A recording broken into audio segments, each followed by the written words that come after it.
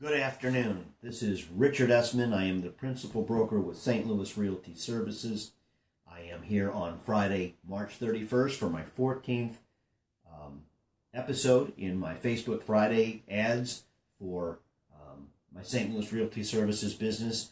And I'm hoping you're able to join me today. We're going to take a few minutes for others to log in. They're being sent a message that we're online, and we'd love to have you join us.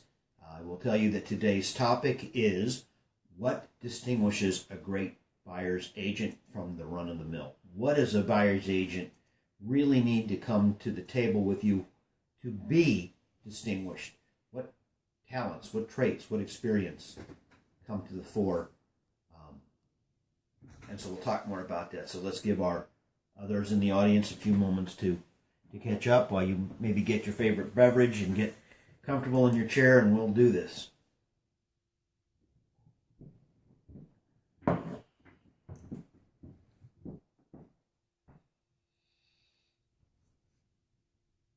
Hopefully I've got a good audience logging on. I enjoy doing these videos. It's sort of like live mentoring. These are the type of conversations that I do when I'm sitting around people's kitchen tables, sitting around dining room tables, and talking about the things that I bring to the table when I'm competing for business, and asking people the question, why should you hire me? Why is hiring me a great idea? Well, I'm wanting to tell you, as if we're sitting around your kitchen table, why I can make a case for myself. So I've done so in listing programs and different value studies and in previous videos. And please take some time, if you're looking to learn, to take a look at the previous videos. They've been a work in progress. I'm still learning to get my mind around how to do these. But anyway, take a look at them. What distinguishes one agent from another when they're working as a buyer's agent to represent the needs and interests of a client?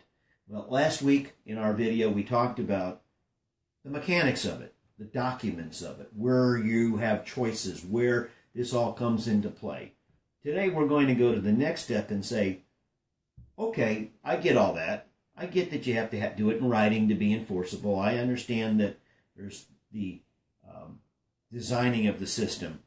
But it's not just the designing of the system. In fact, I'll make the case that when you are in the heat of the battle, when you are looking at property, when you are writing a contract, when you are negotiating with another agent, when you are looking at a property to determine how this whole transaction might play out if it's a home that you have interest in, I am cueing in to the things that I see and the experience that I've gained in, 30 plus years of doing this, okay?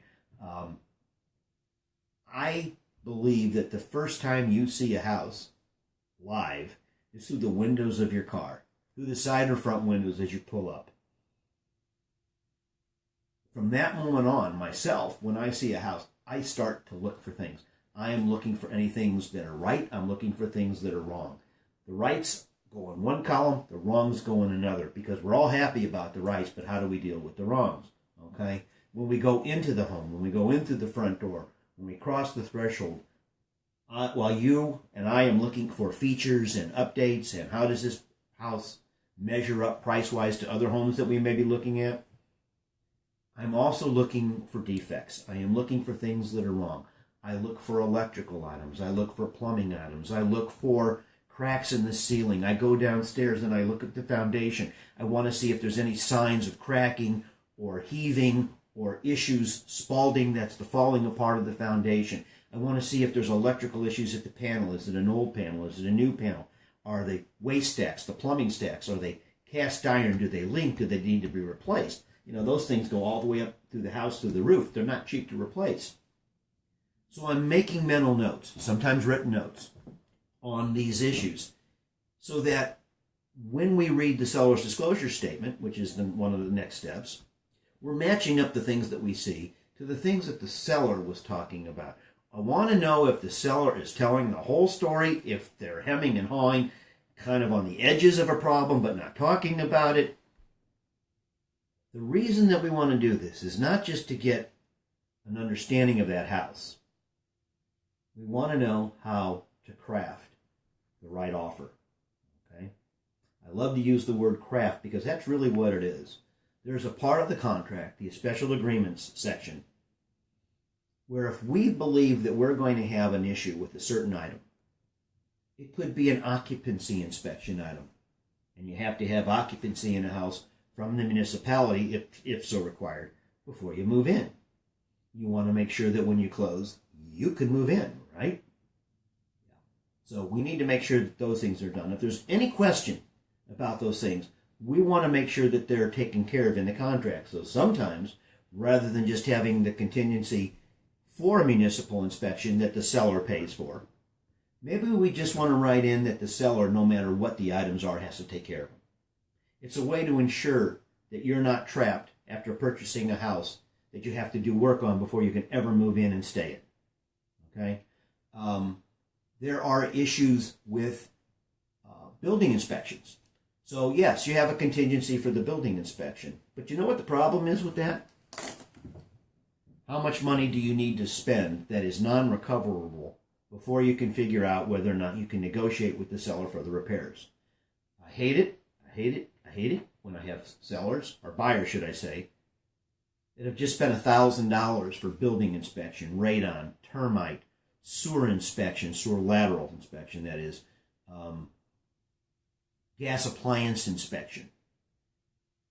And all of a sudden you've got $1,000 of bills that you can never recover, these expenses, and you can't get anything negotiated with the seller. They just want to stonewall you. Or maybe they won't give you big things, but they'll give you some little things. I think the big things need to be dealt with up front so you don't get hung with a big expense in the very beginning, or something that's going to be a liability. We're watching, that's a good way to put it. We're watching for liabilities, whether they occur with physical items, how they're handled in the contract, to know the contract, to make sure that we know the process that plays out, to be able to handle these liabilities, these issues, so that they end up being resolved to the best interests of my buyers, of my clients, okay? I want to be able to foresee and recognize problems before they really become problems. I don't want any problems. I want to get you the best house, and I want to do it error-free. I want to do it problem-free. It can be stressful because we can't control the sellers. We can't control the elements. We can't control the house. All we can do is look at how we're going to approach it, and approach it from the most intelligent, least problematic methodology. So I am looking to foresee problems before they arise and try to keep them from happening. That's what experience teaches me. I could be a wonderful tactician. I could be a lovely person. I could be friendly and go out and have drinks, and I can do all this stuff and be this friend person. But bottom line is, when you get into business, and real money business like house purchases, you need experience, because that allows the agent, a good buyer's agent, to calculate out how this might play out before you get there, and to preserve your options so that you get the most choices and the best possible outcome. So I invite you to ask me questions. You can contact me on Facebook. You can contact me phone calls. You can contact me emails. Any way you want. I'll help you understand more problems. Here's a story. I have sold many homes with their swimming pools. You have to learn to recognize when you first see a pool what type of issues might show up, because there's nothing about pools that are cheap. Whether it's filter systems, whether it's salt water or fresh water. Do the salt cells work properly? When you're looking at the decking around the pool, is it uneven? Are the tiles in place? I mean, it takes a lot of money to fix those things. Are the snaps in place working properly or smashed when you have a cover? If you have uneven pavement around a pool, does that mean that maybe there was a cavity under the ground? And are the lines that are buried for your filtering and air lines, are they intact? How do you know those things? Well, a pool test might have it, a test for that. But what if the seller doesn't want to fix it? You could get stuck with thousands of dollars of bills. So pools are a big issue, okay? So I learned through experience to know what to look for, and then at least to present the options to the seller Sometimes you might want to bring a pool person in first. Sometimes you have to wait till the building inspection, but at least the buyer has got the options to determine how they want to handle it. Again, it's all about how I serve my clients, how I provide them with options and knowledge and understanding. Knowledge is power. I want you to know what your options are and how to preserve them in the beginning so we can end up with the type of transaction that makes you happy, the type of transaction that makes me feel that we did it right, and I'm hard to please as well, and the type of transaction that at the end of the day would be the one where you are willing to turn to your friends or associates and family and say, Richard did a great job. He's the kind of person that you would want to have working for you because of his expertise, because of his experience, because of his knowledge, whatever. It's the whole shooting match. But it's all about servicing you and your business. And I think that's really the most important criteria when choosing an agent to hire, is how are you going to be represented, and will you have the best possible representation that you can find. And I'm not hard to find. I'm out here. I'm on Facebook. So you can find me all the time, 24/7. But I have over 30 years of experience. I'm a broker. I run my own shop. I have managed other agents. I have done a lot of work in a lot of variety of new construction and resale, condominiums, land. A lot of experience to bring to you. I want to serve my customers' best interests, and that is the most important reason, is because your realtor wants to serve your interests. Okay? So I wanted you to know that. I appreciate you joining. We're going to be doing another video next Friday. I want to thank my videographer, Manny, who's going to remind me what we're doing next week.